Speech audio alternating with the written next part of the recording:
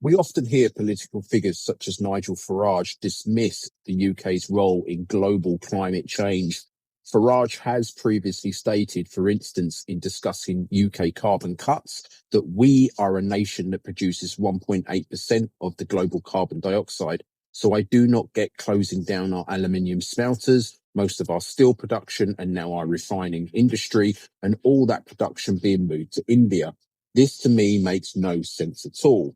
He and others frequently claim that since countries like China and India are now the largest annual emitters, it is solely up to them to mitigate global warming. But let's look at the bigger historical picture. The picture represented in this chart showing the share of global CO2 emissions from fossil fuels and industry since 1750. The solid line at the top, representing the United Kingdom, tells a story that completely reframes this debate. In the late 18th century, as the Industrial Revolution took hold, the UK's share of global CO2 emissions was essentially 100%.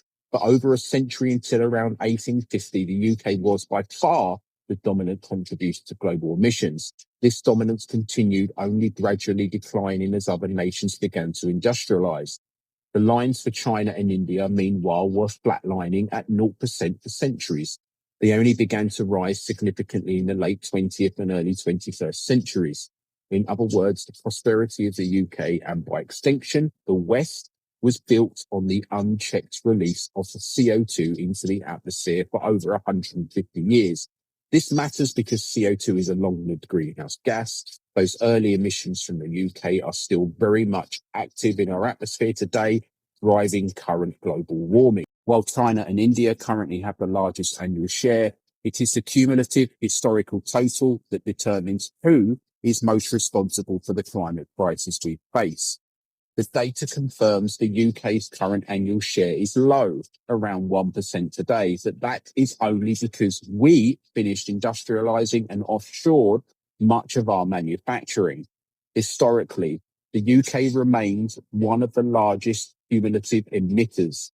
So, when politicians point fingers at China and India, this graph serves as a crucial reminder.